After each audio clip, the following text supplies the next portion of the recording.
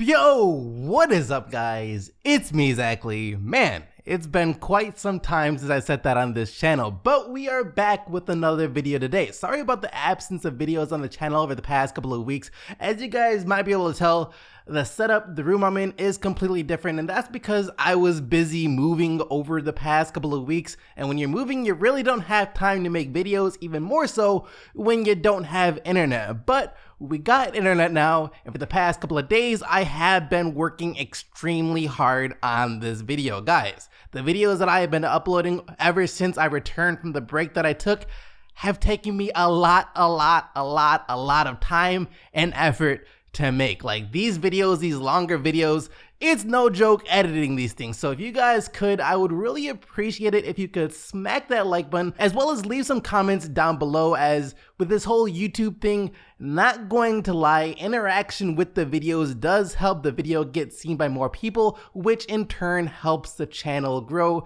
and which will allow me to continue creating videos for you guys. So with all of that being said, we're gonna stop talking, and I hope you enjoy the video. Let's get right into it. The Atlanta Hawks are going to be one of the must-watch teams heading into the upcoming season. Not necessarily because they are projected to be a great team competing for a championship, but more so because of how much fun it'll be to watch all of the young talent that the team has. Trae Young had the best second half of the season out of any rookie in the league last year and was playing as if he was already a top 5 point guard in the NBA. And Young, combined with the high-flying John Collins, made the Hawks a lot more watchable than most people expected them to be heading into last season. And with both of these players projected to get even better this upcoming season, combined with new draft additions to the team such as Cam Reddish and DeAndre Hunter, the level of excitement for Hawks games should only rise even more. However, if there is one player on the Hawks that I think could be their X factor, it would have to be Jabari Parker,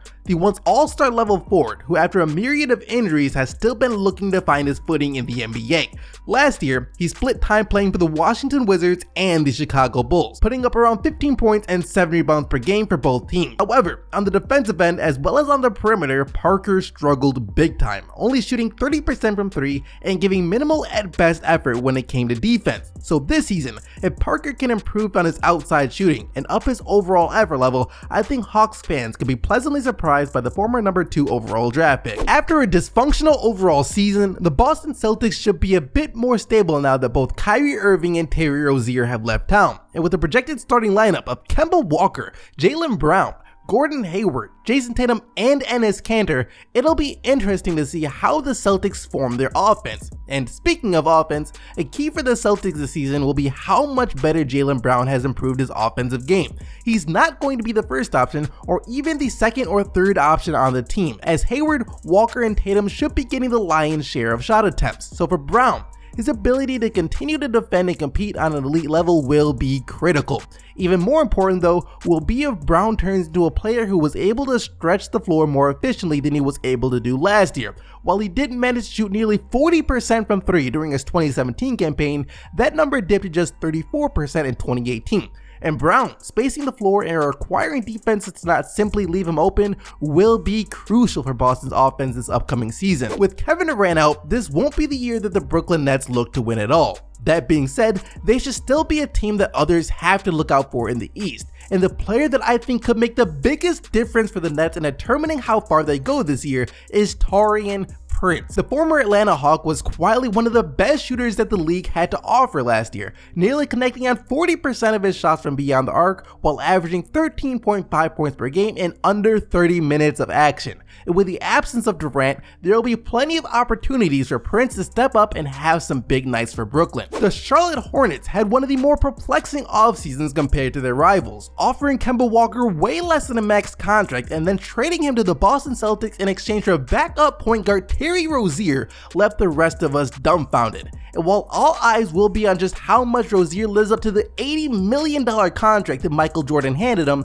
the real key for the Hornets' upcoming season in my eyes is Miles Bridges. Coming off a rookie year in which he was averaging 7.5 points per game on better than average shooting percentages and also producing some highlight reel plays, Bridges for sure this season should have a much bigger role now that the Hornets should realize that giving their young players all the minutes they can handle is much more important than fighting for the useless 8th seed out east. And with that being the case, I wouldn't be surprised if Miles Bridges ends up in discussion for most improved player as the season progresses. Like the Hawks, the Bulls should also be one of the more entertaining teams to watch this upcoming season, and a possible push for the 8th seed in the Eastern Conference isn't necessarily out of the question for Chicago if they can manage to stay healthy. And the main reason I think the Bulls might have a chance of making the playoffs this year is because of a key addition they made over the summer by picking up Thaddeus Young. Now, in this stage of his career, we already know exactly the type of player that Young is. He's a hard-working, team-first player who was the locker room leader for the Indiana Pacers, another team whom a couple of years ago surprised everyone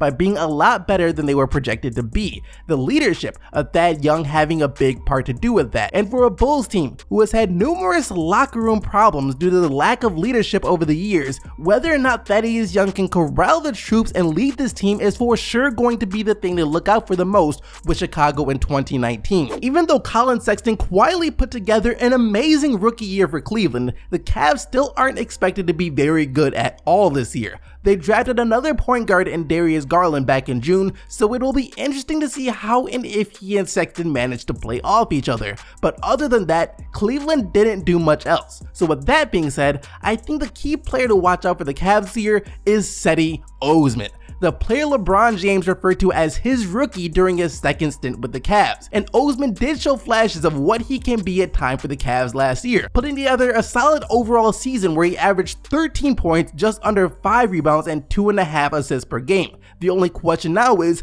just how much better will he be able to get, as his development will be key to the Cavs' success moving forward. With Kristaps Porzingis finally returning to the court alongside second-year phenom Luka Doncic, the Mavericks are already slated to be a must-watch team this upcoming season. How good they can be, though, depends on a lot more than just the play of Luka and Porzingis, as another player who will be crucial to the success of the Dallas Mavericks will be Tim Hardaway Jr., a player who often doesn't get enough recognition for his offensive prowess. Acquired by Dallas as part of the trade for Porzingis, Hardaway Jr. has been one of the better young shooting guards that the league has had to offer. His numbers did take a bit of a decline with the Mavericks compared to the Knicks, as he went from averaging almost 20 a game in New York to just 15 points per game for the Mavericks, but he's still a player who, when he gets hot, can easily erupt for 30 plus points on any given night. And Hardaway Jr. stepping up and being a bit more efficient on the offensive end is without a doubt going to play a big part in just how competitive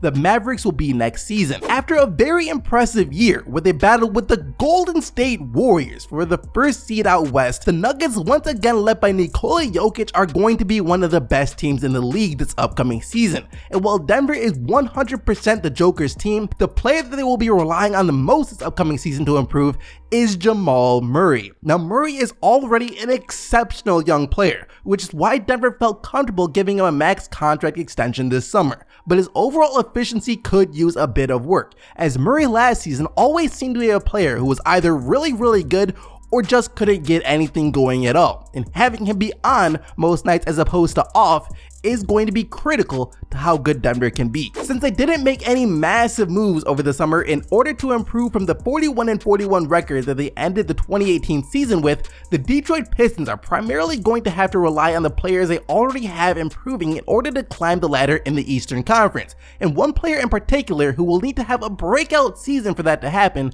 is Luke Kennard. After his second season in which he continued to be a lethal shooter from beyond the arc, as well as showing that he isn't afraid of the moment in the Pistons' quick first round series against the Bucks, Luke Kennard coming into his own and being more assertive on the offensive end would be one of the best things that could happen to the Pistons this upcoming season. For the Warriors this year, assuming that he doesn't get traded midway through the season, it's all going to be about the performance of first-time All-Star D'Angelo Russell and how he's able to coexist alongside Stephen Curry, as well as the role that he will have with the team when Klay Thompson returns healthy as well. If he can build upon the stellar season that he put together last year and prove to be a complementary piece to the core that the Warriors already have assembled, then many fans may be surprised by just how dominant the Warriors will still be even through the loss of Kevin Durant. Just like the Warriors' upcoming season is dependent upon the fit of D'Angelo Russell alongside their superstar, for the Rockets the fit of Russell Westbrook alongside James Harden will be critical. Having two players on the same team who seemingly require the ball in their hands to be effective is going to be no easy task for head coach Mike D'Antoni to draw up an offensive scheme for. However, The existing chemistry between Harden and Westbrook from their time playing together in OKC should prove to be helpful in ironing out any early problems that the two may have sharing the court together. Now that they will have a healthy Victor Oladipo, the Pacers are once again slotted to be one of the upper echelon teams in the East. There's no question that they're going to be good. The only thing we had to discover is just how good they will be, and that'll be dependent on actually a couple of off-season acquisitions that they made. The first being TJ Warren, a player who I was once very fond of until he fell out of favor in Phoenix, as he has proven that he is a more than capable scorer in this league. The other though is Jeremy Lamb, a very underrated move that the Pacers made, as Lamb during his time in Charlotte was one of the few bright spots that the team had outside of Kemba Walker himself. And how productive both of these players can be in Indiana's offense will be a determining factor as to whether or not the Pacers are a serious threat to the Sixers and Bucks in the East. There's not much to say about the Los Angeles Clippers. Honestly, we all know they are going to be great, as Kawhi Leonard looks to get another championship-less franchise their first ring this upcoming season. And with the addition of Leonard and George alongside a great supporting cast, the Clippers are by far some of the favorites to win it all in 2020. As for a key player to watch out for, I'd have to give the nod to Landry Shannon, who the Clippers acquired from the Philadelphia 76ers as part of the trade for Tobias Harris. Shannon had a very good rookie year last year, averaging over 9 points per game while shooting 42% from beyond the arc. And with so much of the opposing team's defense going to be focusing on George and Leonard, Shannon figures to get a lot of open looks from beyond the arc. And if he can continue to hit the same percentage of his outside looks as he did last year, then that will only help the Clippers' odds of finally raising their first championship banner come June. While the addition of Anthony Davis alongside LeBron James guarantees that the Lakers will once again be a threat in the West, their trip to the NBA Finals is all but guaranteed, as the Lakers will still need a few other things to go right in order to make that happen. Most notably, DeMarcus Cousins is going to have to get back to being DeMarcus Cousins, as with the Warriors, he was never really able to shake up all the rust, and even worse, he suffered another injury during the playoffs that he did recover from,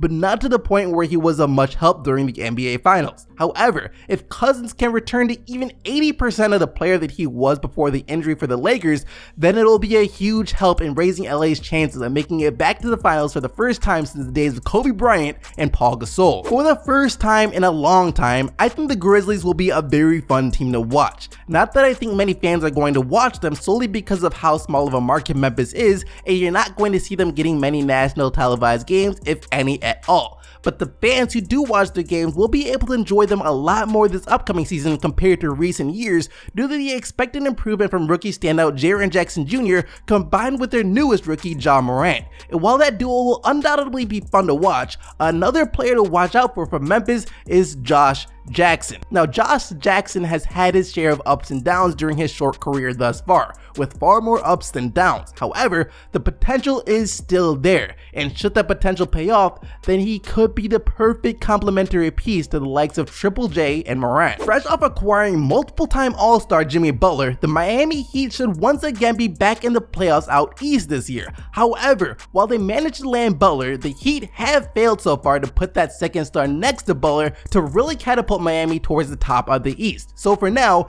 kind of like the Pistons, the Heat are going to have to rely on their players they already have improving if they want to climb the ladder even more. And the player that first comes to mind who really needs to take that next step in his career is Justice Winslow. He had a terrific second half of the season last year after Miami decided to give him more responsibility on the offensive end, and how that transitions to this upcoming season, especially with the addition of Butler, who will require his usual touches, is going to be instrumental to the season Miami could have. Honestly, the biggest X factor for the Bucks this season is going to be how much better of a shooter Giannis Antetokounmpo is. The Bucks really didn't make any moves this offseason at all, outside of losing Malcolm Brogdon to the Pacers and replacing him with Wesley Matthews, a longtime proven shooter who will continue to help space the floor for Giannis. But no one on the Bucks roster can make as much of an impact on their season as Giannis can. How much better he comes back this season will be the determining factor as to how far the Bucks are able to go. Karl-Anthony Towns made his first All-Star appearance last year, and another appearance this year is likely to happen as well.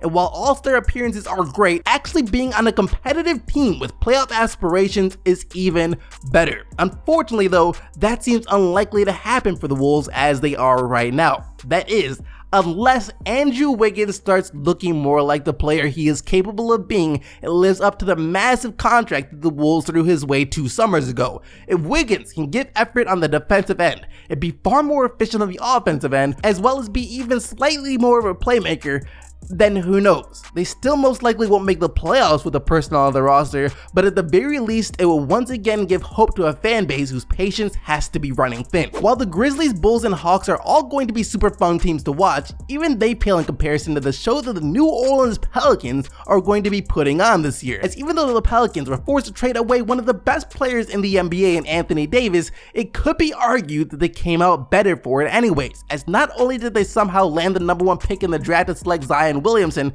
but the package that the Pels got in exchange for AD was more than generous, adding the likes of Brandon Ingram, Josh Hart, as well as Lonzo Ball. And speaking of Lonzo, he is the one that we are going to have to keep an eye on. Maybe the lights were a bit too bright for him in LA, and that combined with various injuries that he was constantly suffering saw his first 2 seasons in the league go not quite as expected considering the hype around him before he entered the NBA. But now he has a fresh start, and it's not even like he's a bad player. It's just his all-around scoring game could use a lot of help as he's already a terrific playmaker and defender. So if Lonzo can start to get some of his shots and layups to fall, then the Pelicans will be that much better off because of it. Yes, they missed out on Kyrie Irving and Kevin Durant, but let's not act like the Knicks' future is looking that bleak. They still do have a lot of young talent and will get more chances to add star players in a couple of years during the summer of 2021.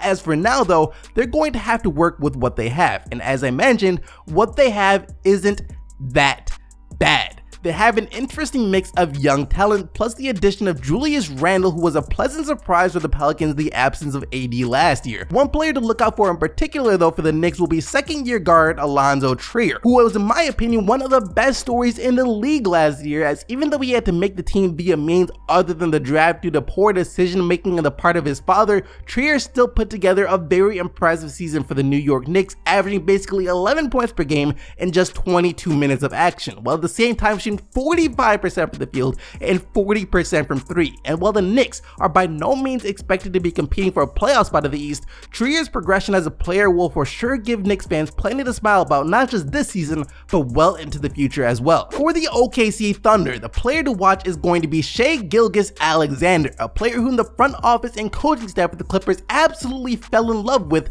during his rookie season, but had no choice to give up once it was made known to them that Paul George wanted to play alongside Kawhi Leonard. And for the Thunder, who are now officially in the rebuilding stage after losing out on 3 eventual MVPs over the years, the development of Gilgeous-Alexander should help Thunder fans take their minds off that painful fact. I think the Orlando Magic even surprised the Orlando Magic by making the playoffs last year. We were all surprised even more when the Magic somehow managed to win a game against the eventual champion Toronto Raptors in the playoffs. And this year, with the same cast of players returning, it's safe to say that Orlando will once again be in the hunt for a playoff spot out east. How good they could be though depends on a variety of factors, the biggest ones being Markelle Fultz as well as Jonathan Isaac, 2 players who during their first years in the league did struggle to stay on the court. Now Markelle Fultz is probably the biggest wildcard in the entire NBA, seeing as to how no one even knows if or when he will ever get back to being the player he was before he was drafted. But Isaac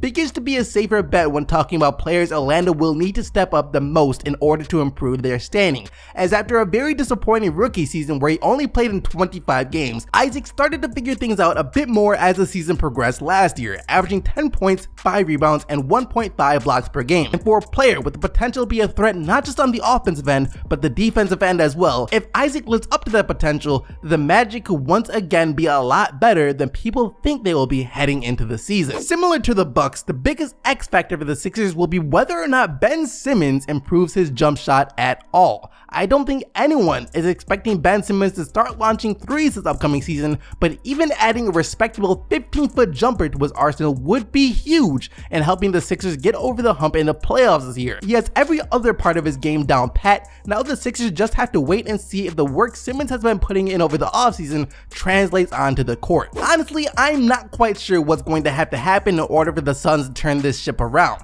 While most expected Phoenix to go after D'Angelo Russell, pairing him alongside one of his close friends in the league in Devin Booker, the moves that the Phoenix Suns made were a bit more, well, underwhelming. They did get a couple of nice players in Ricky Rubio and Dario Saric, but overall I don't think those are the players that the Suns needed in order to actually start winning games. But if they are going to start winning games, those are exactly the players who are going to have to play key roles in that success. It's just, how good can we really expect them to be? After committing to the backcourt of CJ McCollum and Damian Lillard long term, the Blazers essentially said that they're going to ride or die with how far this group of players that they have currently are able to take them. And with their usual starting center Jusuf Nurkic slated to be out for a majority of the season, the spotlight is now on newly acquired Hassan Whiteside to once again show that he can be one of the more dominant big men that the league has to offer. If he can hold down the middle, crash the boards, and come up with some block shots while McCollum and Lillard continue to do the heavy lifting offensively, then the loss of Nurkic shouldn't affect the Blazers season that much. That's if the Blazers don't wind up pulling the trigger on a Whiteside for Kevin Love trade midway through the year. After a breakout season from Buddy Hield and De'Aaron Fox saw the Kings rise up as one of the better young teams in the league last year, the expectations for Sacramento to be even more competitive for a playoff spot out west this upcoming season are now even higher. One area of slight concern though for the Kings is their center position, as after they let Willie Cauley-Stein walk away to the Golden State Warriors, the Kings' depth at the 5 spot leaves much to be desired. Since as it stands right now, NBA veteran and journeyman Dwayne Dedmon is slated to be the starting 5 for Sacramento. That is unless Harry Giles breaks out onto the scene after missing his entire rookie season due to injury and then having a very up and down first year actually playing in the league that saw him average just 7 points and 4 rebounds per game. And for a player who was once one of the most hyped players in the entire nation before his injuries, to the point where Jason Tatum himself admitted that Giles was a way better player than him, a healthy Giles starting to live up to the expectation that were once put on him could be the difference between Sacramento returning to the playoffs again for the first time in over a decade. If Tim Duncan returning to the Spurs as a member of Greg Popovich's coaching staff didn't already give Spurs fans enough to smile about this summer, then the return of one of the best young defensive guards in the league should for sure do the trick. As after he made the All-NBA defensive team in 2018, Deshante Murray suffered a tragic injury right at the beginning of the season that caused him to miss all but 3 games in his entire 3rd year in the league. Now that he will be healthy though, just how good he comes back and whether or not his offensive game has begun to catch up with his defensive game could be a big determining factor as to whether or not the Spurs are once again a legitimate threat in the Western Conference. Fresh off winning their first championship in franchise history, who knows how long it'll be till the Raptors are once again threats to win it all, as after Kawhi Leonard left the organization,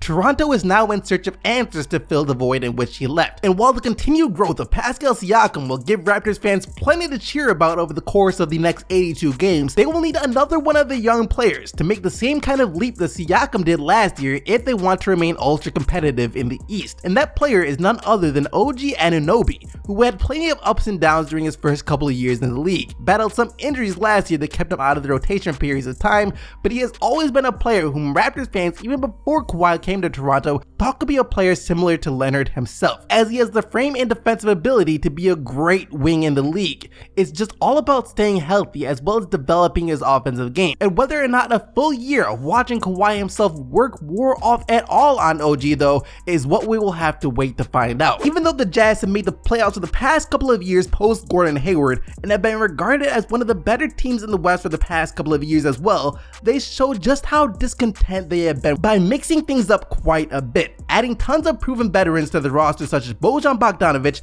Jeff Green, as well as Mike Conley, all moves that should see the Jazz climb even higher this upcoming season. How far they can go though will depend upon the fit of Conley next to Donovan Mitchell, as Conley throughout the majority of his career has been known as the benchmark for what it takes to be a great point guard in this league, as there isn't an area of Conley's game that leaves anything to be desired. And now that he is once again on a team looking to make waves in the NBA, I expect him to come out and deliver one of the best seasons of his career thus far. With John Wall rumored to miss the entirety of the season, there's not much that Wizards fans can hope for to turn their franchise around, other than hoping newly drafted rookie Rui Hachimura develops into a star, as well as hoping the free agent signing Isaiah Thomas can somehow manage to get back to Isaiah Thomas from Boston in their system, which if I'm being honest, the Wizards were probably the best situation for Isaiah Thomas with Wall out for the season, as with expectations so low for Washington, he should be able to get all of the minutes and touches required in order for him to try and find his rhythm again. And if that does happen, then the Wizards could surprise all of us by competing for one of the final playoff spots in the East. And that's it. Hope you guys did enjoy this video. Like I said at the beginning, don't forget to smack that like button as well as leave a comment down below, maybe telling me the player you think is going to be the X factor for your favorite team this upcoming season. Other than that though, until next time, keep getting the buckets, Team STC, and I'm out of here. Peace!